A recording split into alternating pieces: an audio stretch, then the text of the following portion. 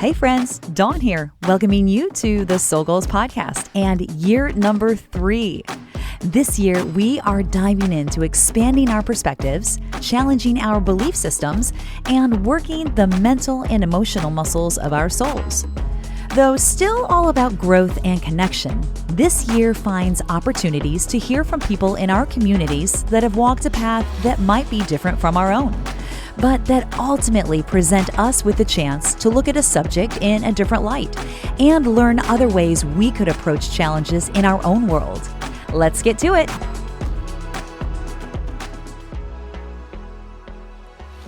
Hi, everybody. Welcome to another episode of the Soul Goals podcast. My name is Dawn, and right next to me in the virtual studio today, we have the beautiful Hannah Munn with Love Justice International. And before we jump into our conversation today, I just want to let everyone know that we are in year 3 of the podcast. Each week, we are bringing another subject to light, and we are having someone come on and talk about that subject, their expertise, their knowledge, and their information about that subject. And this is a very interesting conversation I think we're going to have today, and a very informative one for multiple reasons. And I was just telling Hannah before I hit the record that I don't know a whole lot about this subject. So for me, it's going to be very informational as well.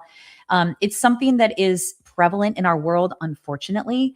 And I really want to commend Hannah for taking the reins on this and jumping into this conversation with me today, because it's delicate, but yet it's very important to have the conversation.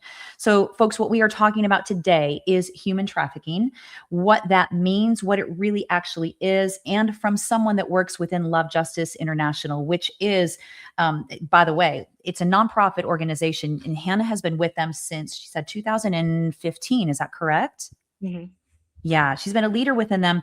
And what Love Justice International does is it helps intercept and prevent human trafficking. So the work that they are doing is integral. It's behind the scenes almost, and it's very foundational for everybody. And the understanding and the awareness of it, I think, for all of us is vital. And I think as our landscape of the world is changing, I think it's becoming even more crucial for us to know more about this subject. So without further ado, mom of 3 living in South Africa currently, I welcome Hannah Munn to the show. I'm so glad you're here today.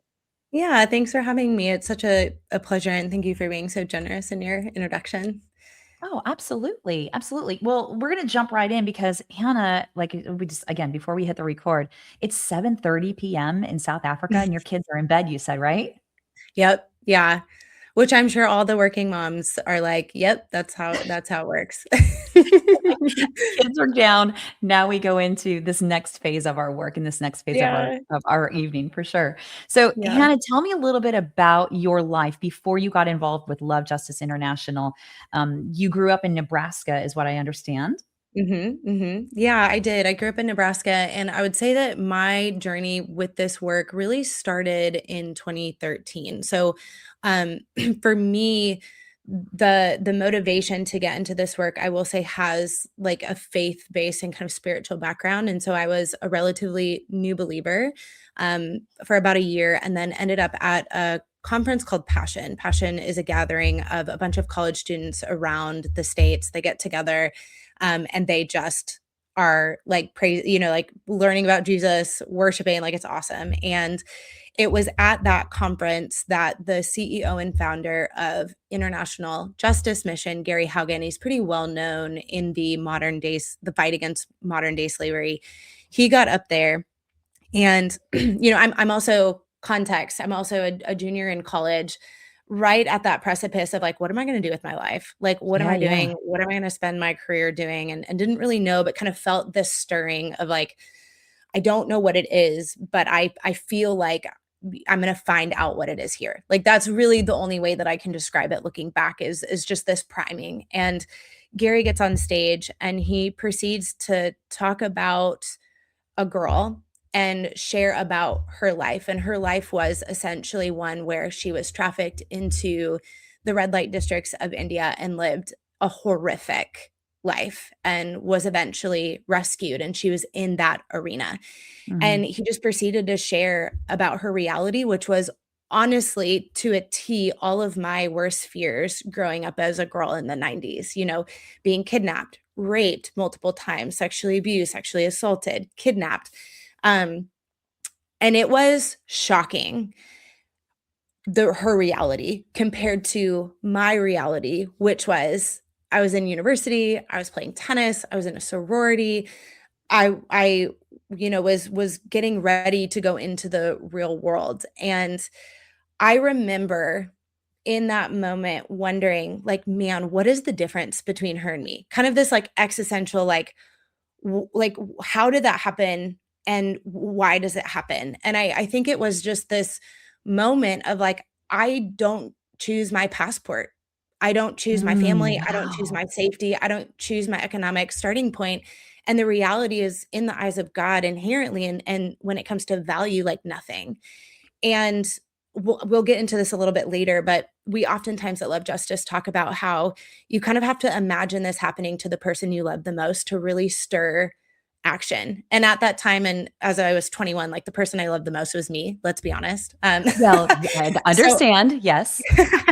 yeah, and so I think I just pictured myself in Yeah. that moment of like, wow, if that were me, like how desperate I would be for someone to care enough to come after me and Yeah. to help me. And so that kind of started this journey of I never again could say that I didn't know.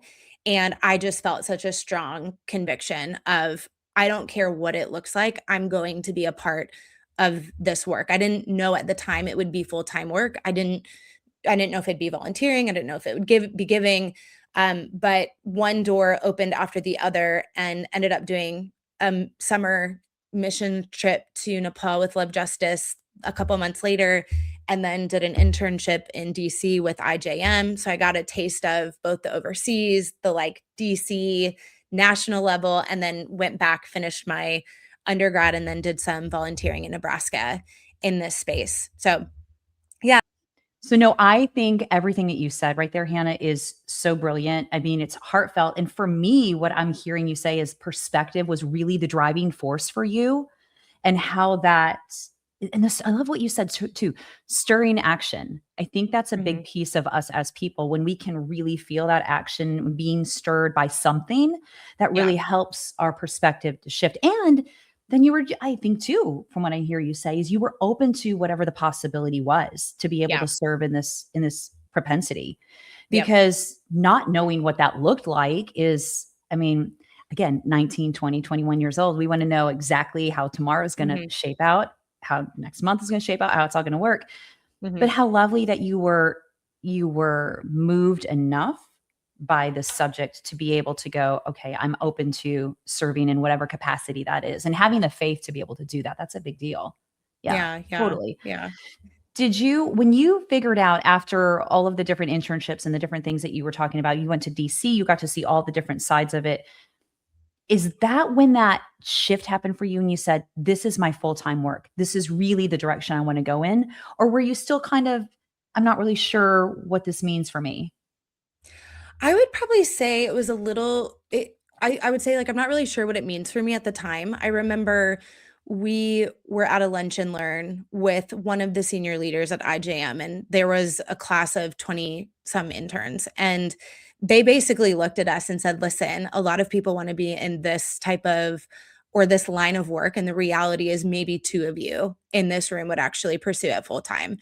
And Wow. at the time, I'm like, "Wow, it's that competitive," but I think it's a combination of both, like, calling and sacrifice and Mhm. desire, but I just remember thinking out of all the individuals in that room who were brilliant, like, these guys had the craziest resumes who were interning at IJM, and then it was just little old me from Nebraska who quite honestly, I didn't even know how I got in that class or that room, and I was like, I really care about this, but I also wanna have babies, and, like, my dream is having a picnic blanket with my babies at the park, so I didn't know how to reconcile those 2 things, and I I have a I'm fortunate to have amazing parents who love me and a dad who is just so, like, "You've got student loans, you need a good paying job after college," and, Oh, yeah, like, yeah. was kind of encouraging me in that way. And what ended up happening is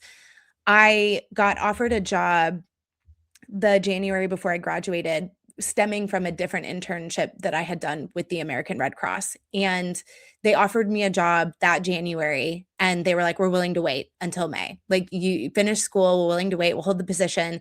And I think it put me in a space where I kind of, not that I panicked, but I think I was just in that headspace of like, "Man, what if there's nothing else?"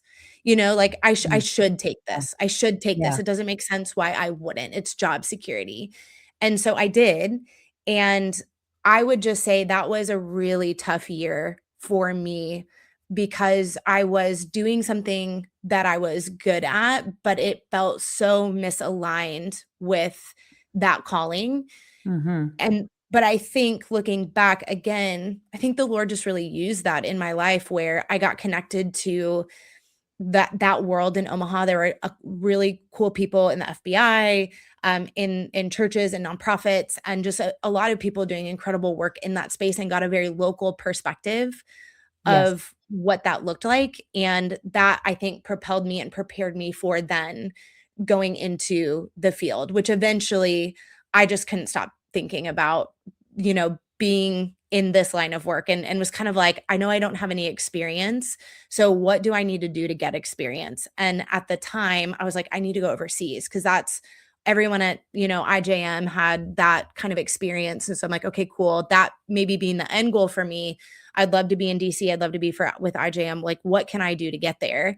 And I still had connections with Love Justice, and I was volunteering with them while I was in Omaha doing it's funny, I was doing data analysis, like, kind of data analysis and data categorization for them just on a volunteer Okay. basis, and they're once they found out I was looking, they're like, "You can come with us," and I was like, "Okay, cool. I'll go to Nepal, I'll go for 2 years, and then I'm out." Well, here we are. What, like, Where 11 years are we? later. Like 11 years later, and you're living in South Africa. Yeah. So, Yeah, I with mean, Love Justice still, like, that's the wild part, and I would just say that, that my whole season with Love Justice is a culmination of small, faithful yeses. Like, the big yes of mm, moving overseas, I say is the easy one. That was the one that was, "I'm going on an adventure. This is the start of something amazing," but it was all the small, hard, sacrificial, continuing to get into the grind yeses over the last 11 years that have actually led to this point right now, kind of that steady, faithful obedience in the same direction over a long period of time that turns out to be really impactful. which is crazy. This I love what you said, the small faithful yeses, because isn't that life for so many of us? Yeah, When we can surrender, you know what I'm saying? yeah, The surrendering is the big piece. But mhm. I mean, what I understand you to say is that misalignment actually created your calling. Like you had to live Yeah, that it created misalignment a to know it. stirring that, like, I could not ignore. It's yeah, you're absolutely right. Mm. Mm. So when you lived in Nepal, you were there for 2 years. That's what or you were expecting to be there for 2 years with Love Justice. Tell Mhm. me a little bit about that time and what that was for you. What was your job? What it was the things that you were seeing there? Because prior to moving there, obviously you had been volunteering and doing work within Love Justice International, but Mhm. now it sounds like it becomes a little bit more real for you and a little bit more, "Oh, here we Yeah, are. This is the precipitous behind this company and what it yeah. is that I can help with." Yeah, with very little experience, mind you. So Mhm. I had graduated with a degree in political science and communication. So I had some familiarity with data. But to be honest with you, I would say my first 6 months with Love Justice was Googling how to do data analysis. Like, they kind of just started giving me assignments, and I'm like, oh crap, I don't actually know how to do that. So I have a choice. I can either say that or I can just figure it out.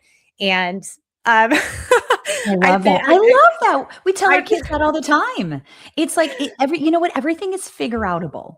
It's just yeah, how yeah, much you wanna put into it. So, yes, yeah, for sure. yeah, and thankfully, I think they were very gracious about, maybe the gap of, like, actually, the just figuring it out is what we need, and the more technical expertise, like, we can figure that out, and so yeah, I just started getting my hands dirty. Like, I was just that type of scrappy person that was like, "Whatever you have, like, I'm willing to do. It doesn't matter if it's within my job description or not."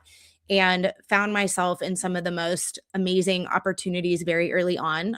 In my first 2 months of being in Nepal, I went to almost every single border station that we had in that country and was doing assessments with our staff to try and figure out if there was a predictive assessment that we could create that would help us to predict if a candidate would be a really good monitor.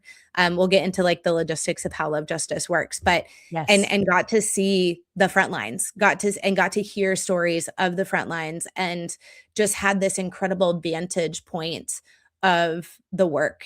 And over the course of the next several years, I was basically the jack of all trades, master of none. I had so many different pieces of experience of leading donor trips to data analysis, to reporting, to training, to creating manuals, to starting the beginnings of what is now our program compliance model. It was just all these humble beginnings that I don't think I knew that's what it was at the time. It was just what needs to be done and let's get it done, Yeah. whatever it is. And if I don't know what I'm doing, let's figure out, like, let's either talk to someone, use the internet, or that was before AI even. Like Right. now Right. with AI, I feel like you can figure a lot of stuff out. For sure.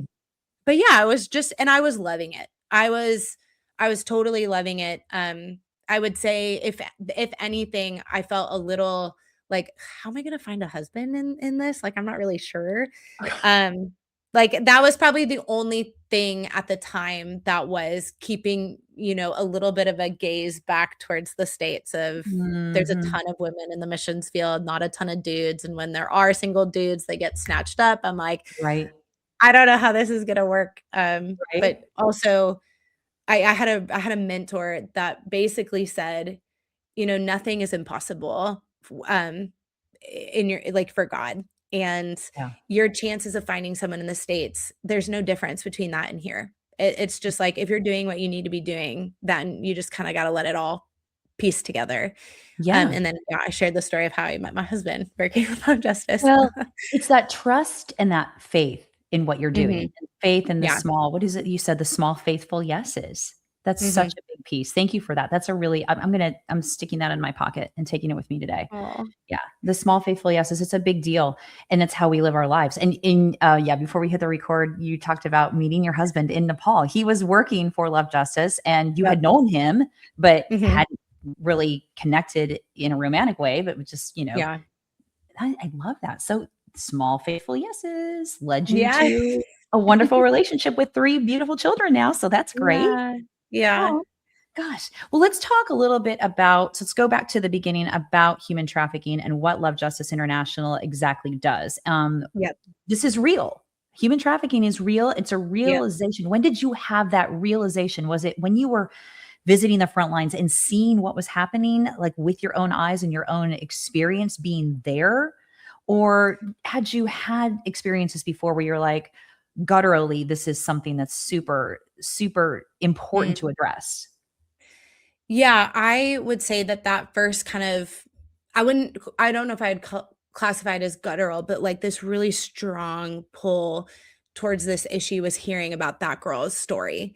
Mhm. And then I would say what preceded that was there was a book called Sold, about a girl from Nepal that was trafficked in the India brothels. There's um, an author that is very well known, I would say, in the anti-trafficking injustice world, and he wrote a book called Half the Sky of just the insane brutality against women, against the poor, and part of that being human trafficking. And then hearing stories from our staff too. I think one of the unique parts about Love Justice is we're on the prevention side. I think when a lot of people hear about human trafficking, they might hear or they might think about the movie Taken, or they might think Mhm. about the movie Sound of Freedom, or they might think about a Hollywood version of human trafficking.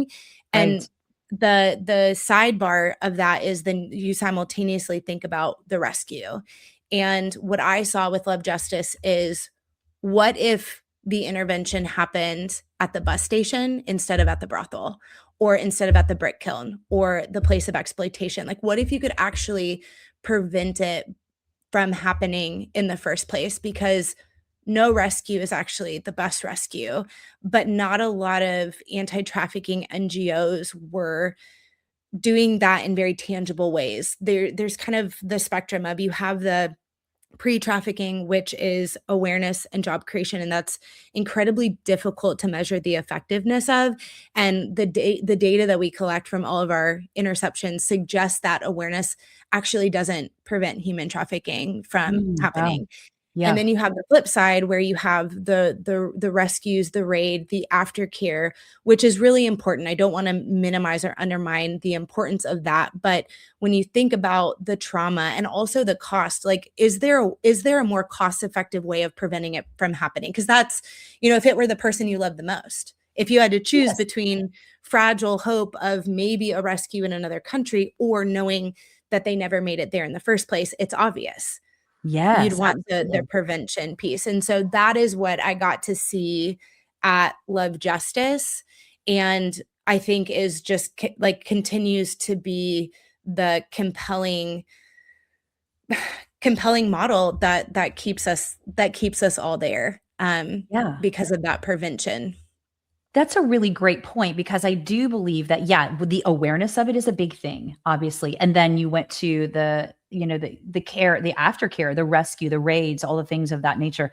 But there is a middle part that needs addressing, and that's where Love Justice International is coming in and doing that. That's that Mhm. interception point. So you're educating people to be able to be aware of these experiences that are happening around them. Is that correct?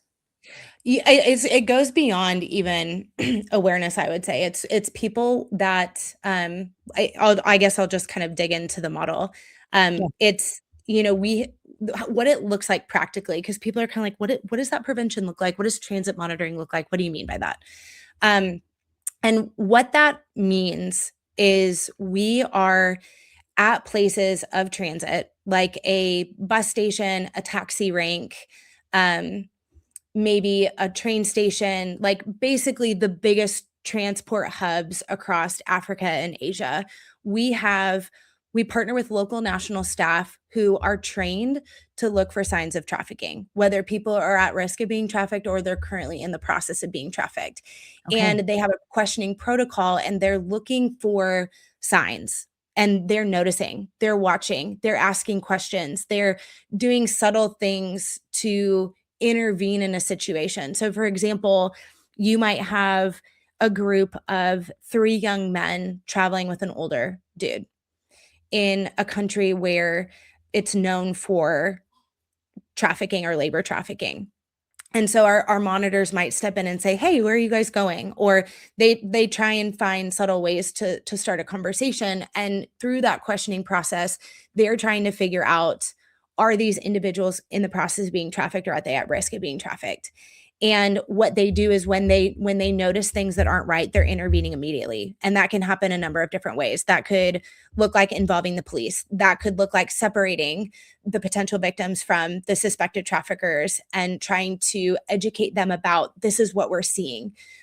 These are the signs. Here is the red flags that we're seeing in the Mhm. situation. They're trying to convince someone that they are at risk, because keep in mind, these individuals, they might be traveling because someone promised them a job, or promised them a better future, or promised them an opportunity, and we're navigating in countries where it's the poorest of the poor. So Right. that glimmer of a promise, or that glimmer of a hope, is massive to Yes. someone's trajectory of their life. And so convincing them of what could be happening, there's an awareness piece of that, but there's also a persuasion of, like, here are the facts, here's stories of people who are just like you in this situation, what happened to them. And then in the case of minors, we're able to involve their parents, and they will then receive education about safe foreign employment.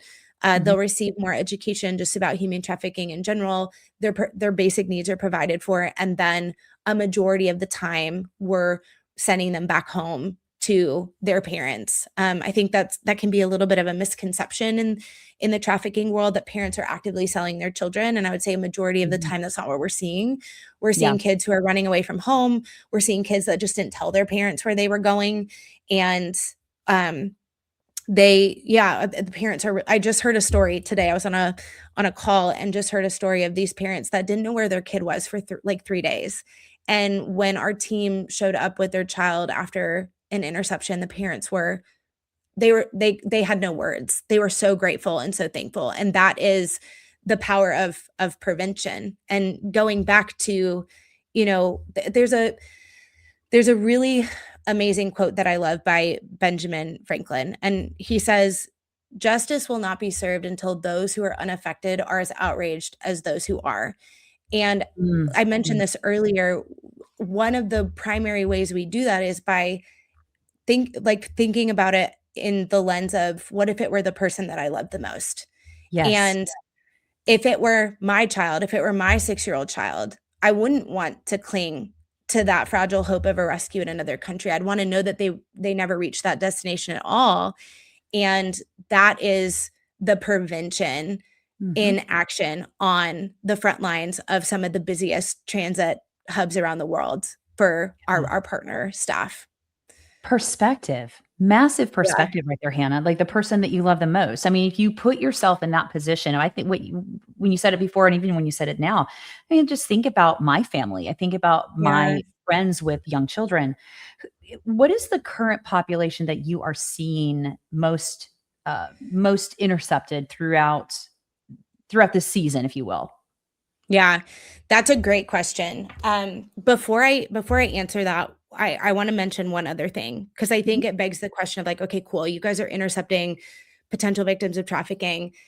What does that cost? In terms of like practical, tangible impact, and it costs us Sure. $112, fully loaded, overhead included, program execution, and then like field costs fully loaded, $112 to intercept someone and Mm, to literally change the trajectory of their life away from slavery to freedom, which is yes. incredible. Yeah. The trends that we're currently seeing is, I wanna say 70 to 75% shoot, I don't have the numbers right in front of me, but somewhere in that range of our interceptions are minors. So, Mm, kids who are moving towards what they believe to be a job opportunity or a mhm. relationship or just a better opportunity than what they can find at home. And people are basically luring them with false promises, like pay that's too good to be true, but they don't know, Right. um, job positions that they have no experience for, or job positions that can be very exploitative in nature, like domestic work. We're seeing a lot of teenage girls in Africa being trafficked to the Middle East as well for domestic work. I think that was a trend we were seeing in Kenya specifically and Uganda as well. And we see both trafficking across international borders, and then we Mhm. also see internal trafficking as well. So internal meaning going from one village in Uganda to maybe the capital city for a potential opportunity. So, It's yeah. widespread. I mean, it's Mhm, widespread. You're talking from the very simplistic living situation to a very complex living situation. mhm, Oh, mhm. there's a lot there. Is there without giving sensitive information, is there a story that stands out for you, either former or current, that really affected you deeply as a person that you have either Yeah. been involved in or that you have helped with? Yeah, it's interesting because I think that when you're in this work for as long as you are, you not every story resonates with you or you I hate to say it, but you almost become numb to it in some ways when you hear all of the different stories. And in the vein of being a mom and imagining it happening to the person that I love the most, there was one story that just I cried when I saw it, which again was such a affirming and confirming experience for Mm, me of like mhm, this matters. This really matters and it's meaningful. So that story came out of Zambia. There was a 5-year-old boy, and at the time I had a 5-year-old boy. He's 6 now, but had a 5-year-old, and this 5-year-old boy was abducted while he was playing with his friends. There were 2 men that took him and hid him in a rental house in that same town, and their plan was to transport him across the border into Tanzania to basically pass him off to somebody else to do God knows what. And his family had no idea where he was. A couple days later, there was a bus driver who noticed that something was off. He just saw two men, a young child who looked confused and out of place. And part of our model is that we actually educate and create awareness with stakeholders in the communities that we're working in to kind of be the eyes and the ears when we're not there. Right. So our team had connected with this bus driver at some point, or the bus driver knew about us. And on their way to the next transit point, he had trusted his instincts, first of all, and Yes. he alerted our Love Justice monitors and the police at a nearby checkpoint so that when the bus arrived, our team was able to act immediately, partnering with local law enforcement. And they had stopped the suspects and the child for questioning, and one of the men actually tried to run, which is kind of a tall tale sign that something is going on. Yeah. And the police were able to catch him on the spot, and during questioning, the little boy could only say one sentence to one of our monitors, and that was, "I want my grandmother." And that one sentence, I get goosebumps even thinking about it now. That one sentence was like, our monitor's like, "This something's not okay." And Mhm. the suspects eventually confessed to abducting the boy. They confessed to waiting for instructions from a boss who coordinates victims once they're captured. And then the police actually contacted officials in this boy's hometown, and they confirmed that a missing child report had matched this boy's description. So that same afternoon, that boy was safely reunited with his family, who had spent days not knowing if he was alive and the suspects were detained. But if it weren't for our team, he could have been in Tanzania, still separated from his family today, Right. again, doing some of the God like knows what. horrific things. Right. And as a mom, I was like, if that were my son, like I would want those guys there. And I had just also spent time with that team in the field on the ground. And our monitors are some of the most motherly, mama bear, papa bear, warm, friendly, comforting individuals that you will ever meet. Oftentimes I don't even speak the same language as them, but there's just this presence that they carry with them that I'm like, man, these are the guys you want on the front lines. And so that story just really lit a fire under my bum in a way that not a lot of stories do. And I think it's right now in this season, it's like, this is why we do what we do. This is why I do Absolutely. what I do, you know? Yeah, it's so meaningful and it's so tangible when you can look at side by side and that relatability to you being a mom Yeah. and having a 5-year-old that's very similar in this what if? It's the what Yeah. ifs, right? Yeah. Yeah. How do And you to piggyback off of, sorry, Dawn, just to Yeah. piggyback off of like, what is the difference between that boy's mom and me? And Mm, it's that reality of, you know, I again, like I didn't choose it's my inheritance that's the difference. And so then the question becomes, what do I do with that privilege? How do I steward that?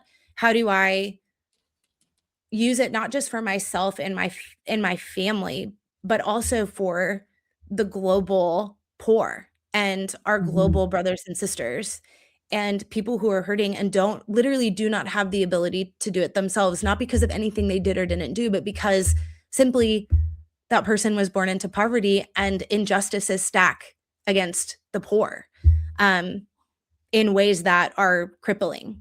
So mm, I think it's that, like, empathy with that mother too, and feeling a sense of, um, yeah, responsibility with the right. inheritance that I have, you know? Mm. What do I do with that privilege? That's a great line. It's so real and it's so true. We do have these wonderful things in our lives that we are privileged enough, the inheritance you're talking about. And there is nothing different other than that piece. So when Mhm, I always mhm. tell my kids like knowledge is power. When you know something, when you are when that is something that has been given to you in instinct, in reality, in form, whatever it is, then you have a responsibility, like you were talking about, Yeah, to do yeah, something with it. That's a true belief. yeah. Yeah. 'Cause awareness and knowledge is a start, but awareness and knowledge without action just means more informed bystanders. of the Mm, injustices in the world. yeah, you say that again because that's really proficient and that's really beautiful and it's very real. Yeah, I'll try.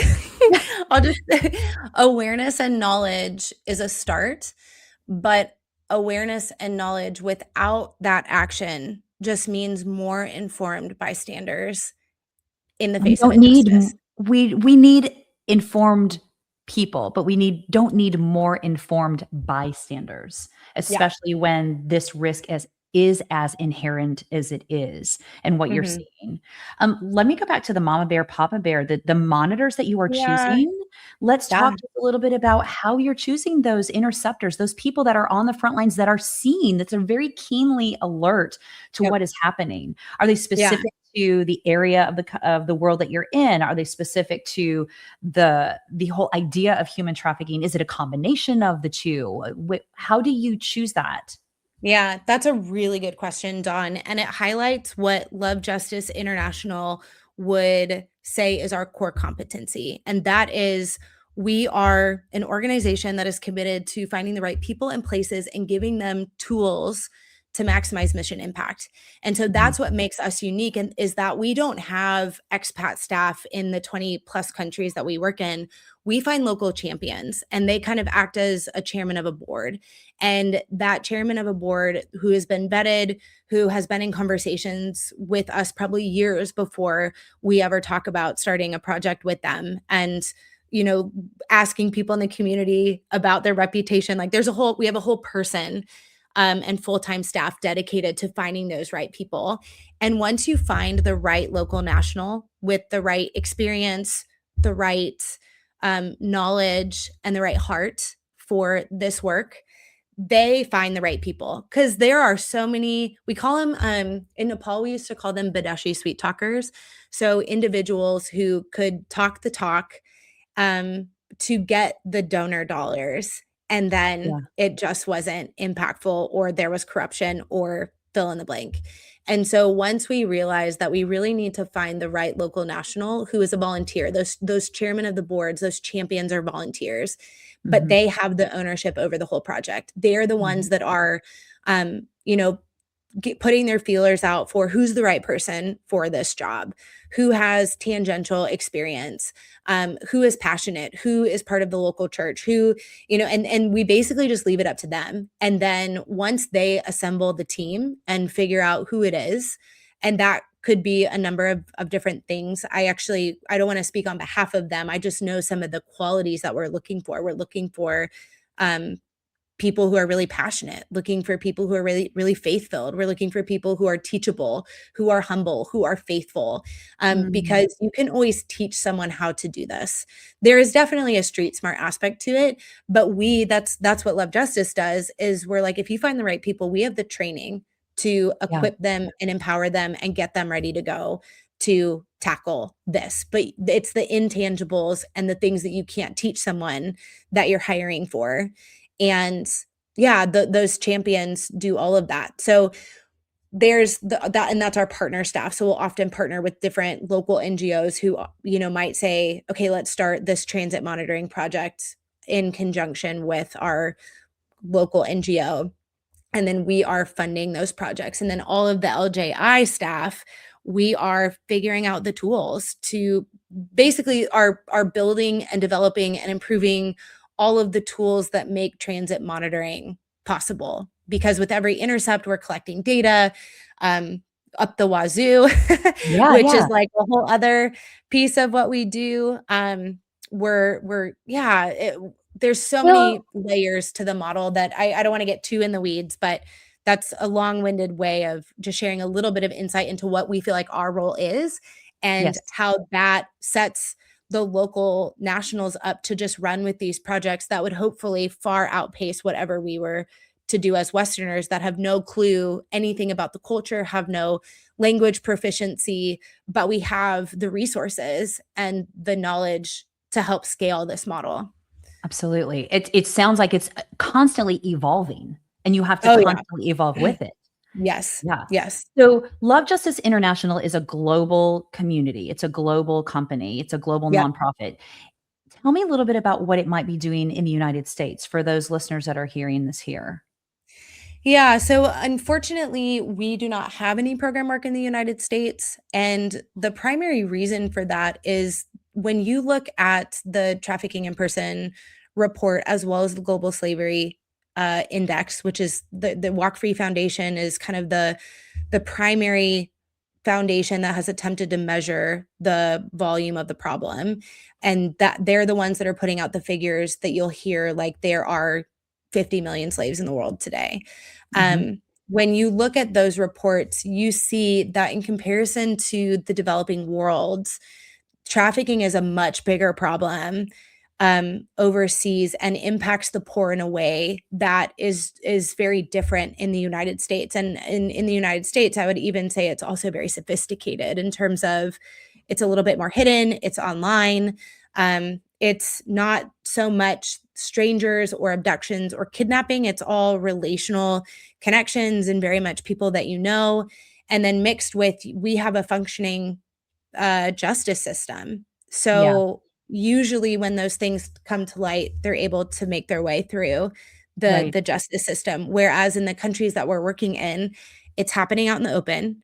It's very tangible. And in countries where um, the government isn't on it as much as the United States is. And so when we think about where to have the greatest possible impact, we feel like our calling is uniquely to the poorest of the poor and the least of these. And not Yes. to say that, they're not also in the United States. It's just a different dynamic. And the model, the transit monitoring model, I don't think would work in the States. Yeah, And so we're kind of committed to that model and trying to figure out how can we scale it to the places where it just has so much impact potential. But we obviously have our stateside team that does our awareness and our fundraising, and right. just the amazing advocates for love justice. Right. That's so beautiful said. You're going to where the issue is really critically needed, and the issue is Yeah. really critically foundationally, and I mean a big Yeah. piece. Yeah, and it is a very sophisticated operation in the United States, and you give a great point that we do have so much more available to us to be able Mhm. to take care of those issues in a different capacity. Yeah. That, like you said, the poorest of the poor that are in such jeopardy that Mhm. do not have those. It goes back to, what do I do with that privilege? Like, they Yeah. don't have any privilege. What do I do with it? Let's talk a little bit about how this community and this work has affected you personally. And I know you shared that story about being a mom and the 5-year little boy and that relativity for you where the other Mhm. mom is concerned. But I know it's overwhelming. You're a mom of 3 and you're Yeah. seeing a lot. And you said 70% or more are minors that you are seeing this affect. I Yeah. mean, tell me a little bit about how you help combat overwhelm, or what you do with that, or if it how it affects you within the Mhm. organization, within the work that you're doing. Yeah, yeah.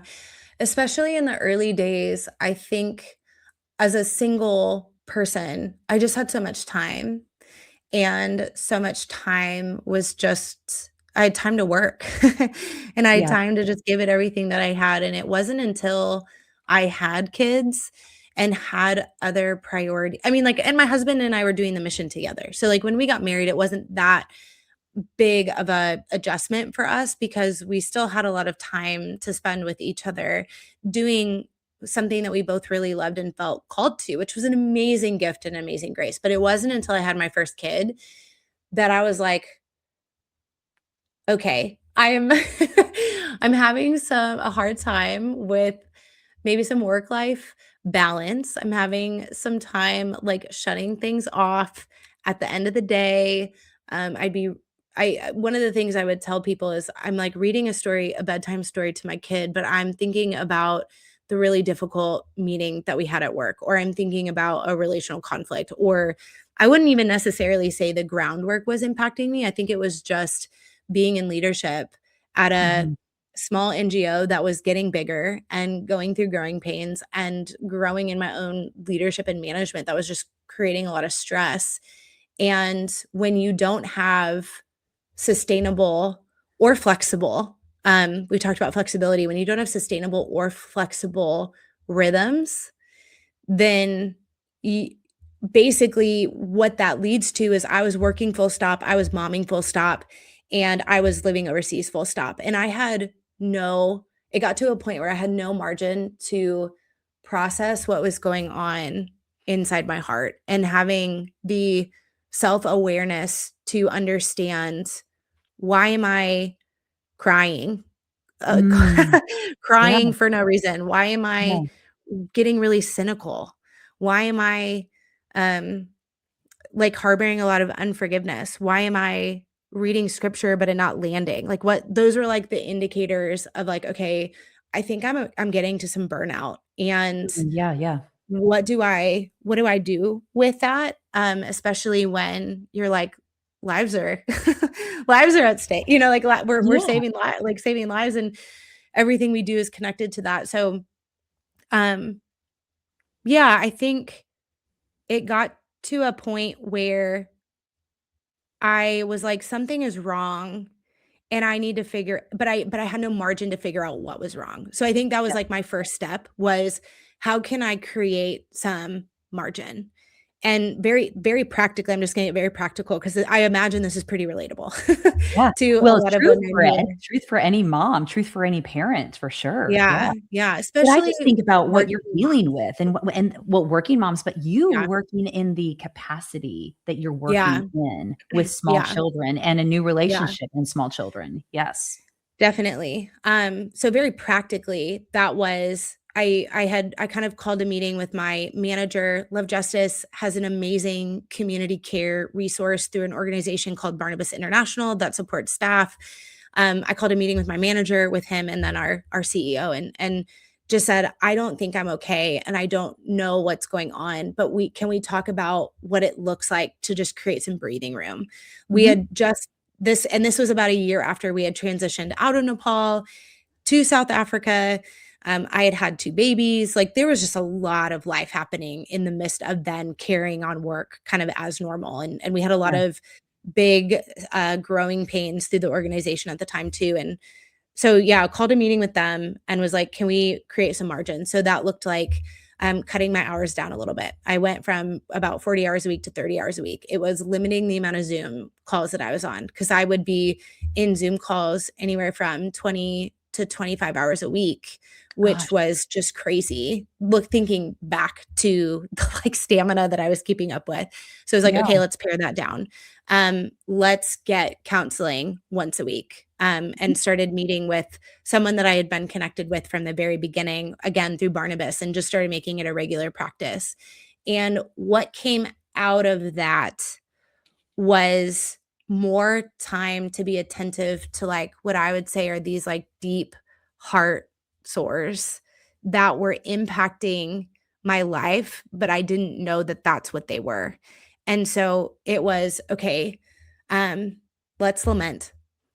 Let's, like, just get out all the crap. All the Mhm. crap, Yeah. all the Yeah. brokenness, like, all the Yeah. tragedy that you see, and all the tragedy that we are seeing in the world, all the injustice, and wrestling with, like, where's God in the midst of that? Yeah. Or, like, where's God for the little kids in Gaza? Where is Yeah. God for the women in Ukraine? Like, those were the questions I was really wrestling with. And also, in this work, like, having been to the red light district myself and seeing women in the brothels myself, like, with my own eyes, and being like, where's God in that? And Yeah. I think having a safe place to process that, and the practice of lament is what came out of that. Practicing Sabbath, like, taking a day where I'm, like, really offline, like, properly. One day a week was really helpful for me. I started having, like, one of the practices my husband and I started doing was, not sleeping with our phones in our room, Mhm. as silly as Mhm. that sounds, but just, like, it being the first thing you expose yourself to in the morning of, like, okay, the next crisis or the next news, whatever. Being really intentional with what news we were intaking, and Yes. how and when and where. So those were the very practical things, and then what that gave way to was things like forgiveness, and just, like, an intentional practice of forgiveness, not for the other person's sake, but for my own sake and for my own Right. heart. Right. Um, it was, yeah, lamenting, it was journaling, it was, um, I think just tending to those things of the heart, and then that was where that's led me now is I'm on this kick of really ruthlessly trying to understand my triggers, why Mhm. they trigger me, and essentially kind of standing my ground in this idea that no one makes me feel a certain way, but because of who I am uniquely, I will respond to things in a way that has my story laced up all in it. So I need to understand my story. I need to understand my the emotions behind why I'm triggered because no one makes me triggered. I become Correct. triggered as a Yeah. reaction, Yes. which I think is very controversial a little I bit in like the well, psychology trauma world, but just taking ownership of like, it's on me. The way that I'm responding is not someone else's problem, it's my problem. And so yes. I'm on this like, okay, I gotta ruthlessly understand this. And I also likewise need to ruthlessly be a proponent of my own um well-being. So if that's setting up a boundary so that I'm not getting triggered as much, let's do it. Yeah. And that's not a weakness, that's actually a strength. Yeah. So that's kind of where I'm at now. The question that you're asking is very new because this would have started about mm, the end of 2024 was probably when I Mhm. hit that bottom out. So it's all Mm. fresh. It's all Yeah. fresh. And I think everyone hits that wall at different seasons. And for me, it was the season of, having littles and just being so overwhelmed. Probably Yeah. more overwhelmed by my kids than my job. Well, but But I then think it creating all space feeds to be with in. them. Yeah. Yeah, yeah, I think it all just really it goes hand in hand. It really does yeah. because I think those are events that really cause us to go, "Oh, wow, this is Mhm. such a foundation." It causes us to look at experiences differently. And in the Yeah, work that you're doing, I mean, I think about what you're saying, going into the brothels and going, "But where is God here?" yeah. Like you said, wrestling with that concept and that idea, and then looking at your life in Mhm. comparison and going, "This is where I'm at," and the relatability between this is a Yeah, woman that's a mom and this is a woman that's a mom, and how do we handle those kind of things? And then yeah. the desire and the passion to do this work on such a deep level and giving so much of yourself in it, because clearly, Hannah, you are extremely passionate about this. It is Yeah. no I've doubt for me sitting here and speaking to you for the last bit here that yes, you were chosen in that room that you were in so many years ago, where there were multiple people with great resumes, but it's the passion that speaks. And mhm. that's what's really prevalent. Well, that's what I'm seeing today. And so thank you Yeah, for yeah. that passion. I mean, just and I will go to I'll go to the mattresses with you on this one. Yeah, no one can make you feel a certain way. We choose to feel a certain way based on the situation. You can't Mhm. control someone else's reactions, but you can control your reactions. So Yep. fundamentally, that was a therapy 101 that I learned about 15 years ago, so not far off. Yeah. We're all in it. We're all in the soup bowl right there. I hear you. Yeah. Totally Yeah, hear you. yeah. Yeah. So how can people get involved with Love Justice International and the mission that you are on right now? Yeah, that's a great question. Again, you're just so generous and like opening it up for us to be able to respond to that. And I would say that if this conversation is stirring someone, any of our listeners, like if there's any part of you that's been prompted, stirred, like revved up, whatever fill in the blank feeling that you're feeling, that's worth paying attention to. And so, one of the joys that I have at Love Justice is I am cultivating and stewarding the most impactful human trafficking prevention community that we know of. And that is Intercept Partners. That is our group of people who are giving monthly and who are saying, yeah, we want to make sure that there are those monitors in the field making those interceptions. Like these guys are the foundation to um yeah, the work that we do. And so I would say that's the invitation, is to join us. And you can do that by visiting lovejustice.ngo/intercept partners. And if monthly giving isn't the right step yet, I would just encourage people to visit our website, lovejustice.ngo. You can read stories of the impact of our work. You can sign up to receive updates. You can sign up to receive prayer updates if that is something that would compel you, is just to pray and fast for this work. Mhm. Um, so yeah, you can find out about all of that on our website at Yes. lovejustice.ngo.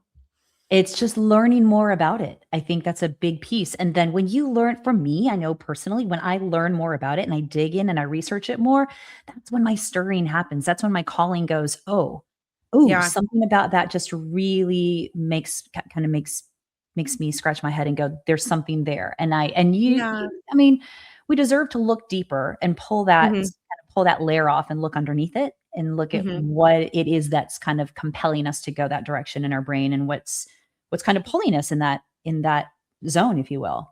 Yeah. Yeah, and I'm such an advocate for it doesn't have to be love justice, which is a little bit counterintuitive probably to I know, to I'm my with role, but you. I'm Yeah. as someone who is very aware of all the different opportunities out there, especially in a digital age where we're just more aware now than ever before of all the injustices, right?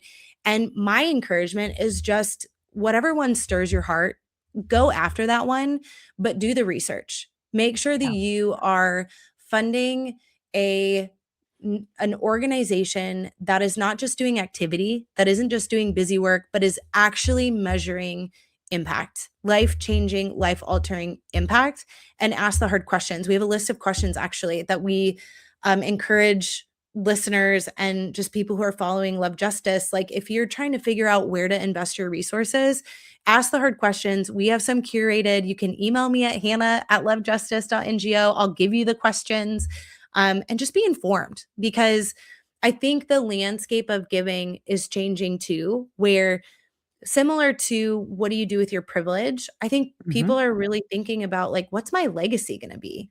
And Yeah. what do I want it to be? And with that, people who fund nonprofit work, they work really hard, and Yeah. they want to make sure that their money is being used wisely, and they want to make sure they're being good stewards of their legacy and their wealth. And part of that is doing the hard work of, making sure that you're giving to an organization making that's having an impact. And what we have found in that space is that you find a lot of people doing activity, but you don't find a lot of organizations that can give you the impact on the dollar. Like, it Yeah. costs X amount to do this. Yes. Um, but that's not to, but there are some out there. So, Right. um, that would be my encouragement to listeners of, like, find out what that is. Like, wherever your interests, your passions, and your calling all meet in the middle, like, go after that, man, Love and that. go after that with abandon. Oh, I love that where they all meet, being informed and choosing your action, basically, going Mhm. after it. And I love it where they all meet. God, go there, lead there, like live there, find Yeah. that passion. Oh, Hannah, you've been so amazing. I loved speaking with you and I loved all your information. And you're such a light. And I'm so glad that you decided to go in this direction and that you are doing the work that you're doing. It's such a gift. And I hope that I hope that you can hear that for what that is, you as a person, Mhm. because you're delightful. And I know that your heart is in a place where it is so loving and so faithful and so giving and so passionate about the things that you're Mm. doing. So thank you for that. I think the world needs to see more of that. My 2 cents. Thanks, Dawn. You're very kind and also very Yeah. encouraging. Just thankful for people like you who allow for their platforms to highlight stories like this and different causes like this. It's amazing and generous, and yeah, just really thankful for you, Dawn. Oh, well, thank you so much, Hannah. I hope you have a good rest of your evening. If your children in bed, you and your husband have Mhm. some good time together, and then have a great rest of your week. And interestingly, maybe I'll see you when you come back to I Hendersonville, Tennessee, know, which we is have to make so that funny. happen. I We would have to love make to that see it. happen. Oh, We do, we do. do it. Let's do it. Let's have coffee. Let's do it. I'm ready. I will once we pop off, I'll give you our dates. Oh, that's perfect. Perfect. All right. Thank you so much, Hannah. Have a wonderful rest of your evening. Okay. Thanks, Dawn.